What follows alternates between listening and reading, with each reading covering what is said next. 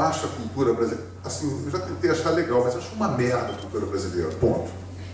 A cultura musical brasileira, eu acho uma porcaria. Olha, eu adoro tocar Vila Lobos, eu toco toda a obra do Vila Lobos, exceto 2 concertos de violão. Mas eu toco tudo do Vila Lobos, os prelúdios, os estudos, o chorinho. Mas eu acho, eu não imagino se o Vila Lobos estava estrangulando o Vila Lobos atualmente. Porque tem certos parâmetros, esse nacionalismo que o Brasil tem, meio às avessas, é uma coisa que reflete muito na música do brasileiro. E eu acho que assim, a música brasileira, assim, no seu bojo, principalmente quando se chama MPB, é uma das coisas mais horrorosas que eu já vi na minha vida. Sabe disso? Ou silêncio. Eu acho a música popular brasileira, primeiro, em termos de MPB, né? Quando se nomenclatura MPB, a gente vira... Hoje em dia você falar que música universitária é brega, né? Você fala hoje forró universitário, sertanejo universitário. O universitário já subscreve a má qualidade da coisa que você está falando, né? Ah, isso aqui é universitário. É uma bosta. É uma porcaria. Da Uni é chapa branca. Eu acho uma porcaria. Mas antigamente era uma porcaria também. Mas as pessoas achavam chiquérrimo, assim, Luiz Gonzaga Júnior. Isso aqui é uma coisa mais deprimida do que o Luiz Gonzaga Júnior fazer uma música sentindo uma alteridade de mulher. Você lembra aquela época que tinha aqueles compositores, tipo Chico Buarque, que falavam, esse cara tem um pau comprido. Lembra? Puta, é muito ruim aquilo, né? As pessoas acham lindo essa alteridade. Eu acho isso tudo, assim, de uma mediocridade galopante. Eu fico puto com aquela coisa desse barroquismo, que a princípio é revestido para o paroxítonas monumentais, e uma culpabilidade cristã, inveja de pobre. Você pega esses caras com inveja de pobre. Gente humilde, que vontade de chorar. E, além do mais, e autopiedade, né? Autocomiseração é uma coisa que rola no MPB. Em vez de música de protesto, nós temos música de autocomiseração. Oh, o que será que peidar? Aqui teria de achar isso uma merda. Principalmente ouvir um cara como eu, um roqueiro, dizer que isso é merda. É uma merda mesmo. Principalmente pela ontologia do subject. Essa foi boa, hein? Palmas, essa foi boa. É o seguinte, assim, eu acho que essa autopiedade, que tem muito na coisa da ditadura, eu acho essa coisa da ditadura, a gente tinha que repensar a ditadura militar. Porque as pessoas acham, você vê essa comissão da verdade que tem agora, por que isso? Assim, que loucura que é isso, cara? Aí tem que ter anistia para os caras de esquerda que sequestravam o embaixador, e os caras que davam, torturavam, arrancavam umas unhas assim. Não. Essa foi horrível. Mas é meio isso. Quem é que vai falar isso? Quem vai ter o culhão de achar que bunda de pinto não é escovinha? Não é. Então é o seguinte, a gente vivia numa guerra. As pessoas não estavam lutando por uma democracia, as pessoas estavam lutando por uma ditadura de proletariado. As pessoas querem botar uma Cuba no Brasil. Isso é uma merda pra gente. Os povos militares foram aí defender a nossa soberania. Ah, isso é legal. Eu não sou de ser de esquerda nem de direita, porque eu sou baterista, sou ambidestro, não tenho esse problema.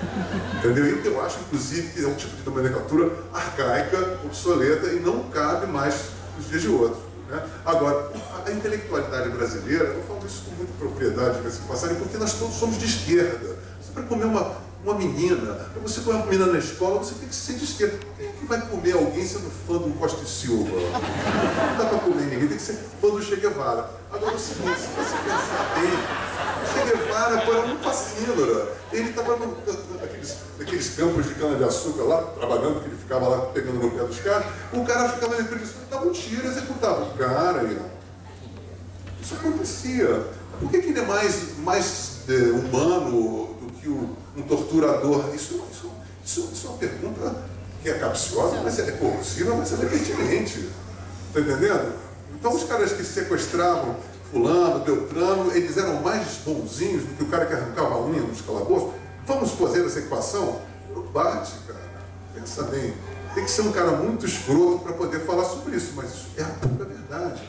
A gente tem um erro histórico e o pior, sabe o que é pior? Nós somos cafetinados emocionalmente por essa intelectualidade de esquerda. Eu posso falar isso porque eu também fui preso, então Foi torturado? Bem mais preso que eles, inclusive. Você foi torturado? E eles, não está torturado, não. Foi sargento na minha cadeia. Eu que fazia, eu era o síndico da minha cela. Mas assim. Porra, né? Então, mas assim, esses caras ficaram muito que fazendo uma certa supervalorização dessa cena. Esses intelectuais dos anos 60, é um saco. Pensem bem uma coisa. Depois, assim, perante a Lobão, desculpa. Deixa eu fazer essa pergunta. Por exemplo, deixa eu fazer ratazana na minha cabeça, não sei se isso pode ser tortura ou não. Né? Assim, eu vivia 51 graus na sombra. Mas assim, eu não estou hipervalorizando isso. Né? Se eu fui síndico, agora, tem caras que não passaram nem um quarto, nem um décimo do que eu passei, e tem muita gente ainda que ainda é subvencionada pelo governo hoje. Tem muito artista aí que vive, né? Dinheiro federal, mártir profissional. Se fosse por isso, aí eu vou te dizer, se fosse por isso, eu tenho certeza que uma coisa, eu sofri muito mais do que pelo menos 98% desses caras. Posso estar, mas não me capitalizei isso, entendeu? Aí eu vejo um cara, aí os caras dizem, você, o Abujan, grande Abujan, outro dia não, filhinha, né? Eu fui convidado, imaginem só, uma palestra em que eu fui convidado para palestrar de um lado, Ariano Suassuna do outro, e Antônio Abujan mediando. Isso na Bahia, né, Vininha?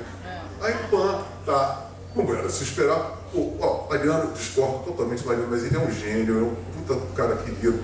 Eu acho ele, como pensador, um dos mais idiotas das pessoas que eu já conheci, mas ele é um grande escritor, escreve muito bem. Agora, como pensador, basta. Então, estava ele lá, falando aquelas coisas, e é claro que eu, hierarquicamente, não somente não poderia dividir, porque o Abujan não deixou, ou seja, o Ariano falou 2 horas e 38 minutos, eu falei 4 minutos. Acho que era 4 horas. 4? Não, eu só tenho poder de síntese também. Aí o que acontece, assim para vocês entenderem, mas estava adorável o papo do Ariano também, eu estava adorando o papo do Ariano. Bom, aí antes de eu falar, ele fez um preâmbulo perante ao meu Paraná, né? Aí foi o seguinte, ele falou assim, porque sabe uma coisa? Lobão, aí baixou um santo, explicatório, e falou assim, porque na nossa época, eu sei que as pessoas da nossa geração que enfrentaram os calabouços da ditadura, aí vem as novas gerações pleitearem. Eu falei assim, como é que foi? Porque não tem essa vivência. Eu olhei para a cara deles.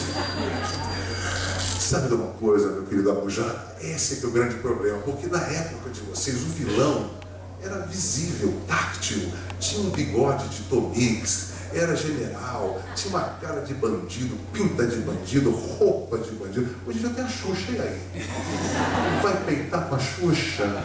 Vai peitar a Xuxa te educando as suas crianças, formando mini putas por metro quadrado, 6 horas por dia.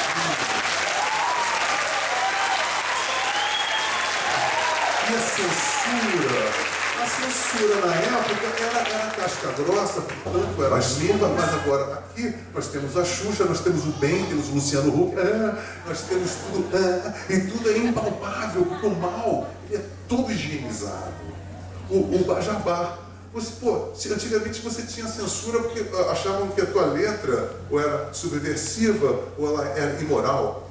Pelo menos o censor era idealista, porque ele é contra. Hoje em dia não, se você não der dinheiro para ele, ele vai te censurar. E ponto.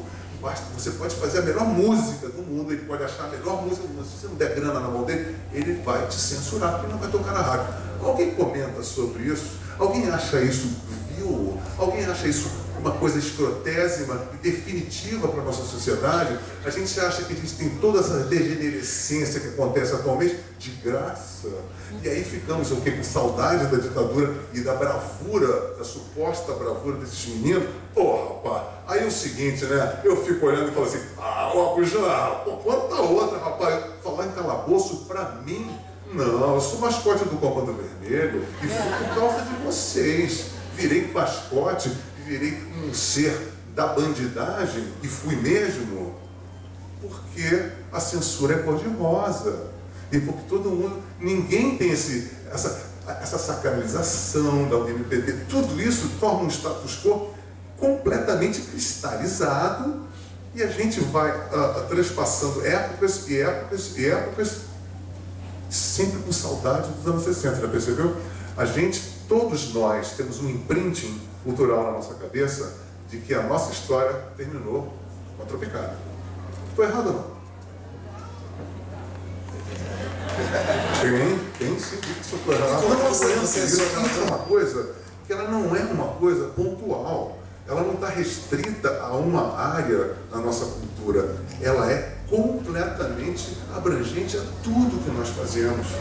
E a gente fica, como pensador, a gente vai ter filósofos mais contundentes nesse sentido, porque na verdade a gente está vendo tudo isso acontecer, temos o beneplácito de toda a intelectualidade, de quase toda a intelectualidade. Eu conheço apenas assim, inclusive o Pondé é uma das pessoas que vai fazer, é uma das pessoas que eu leio e falo, graças a Deus, tem pessoas pensando. Agora, é uma sensação de um oásis, de uma coisa que o status quo é justamente o contrário disso. Então vocês podem imaginar como é difícil. Ser escritor, eu estou vendo inclusive, no meu caso, até, e olha que é uma profissão difícil, mas ser músico no Brasil atualmente, não somente é humilhante, como é impossível.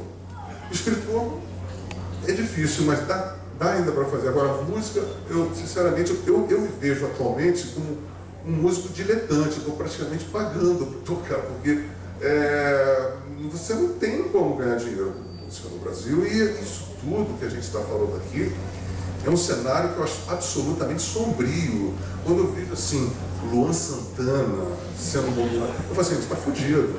Isso acabou.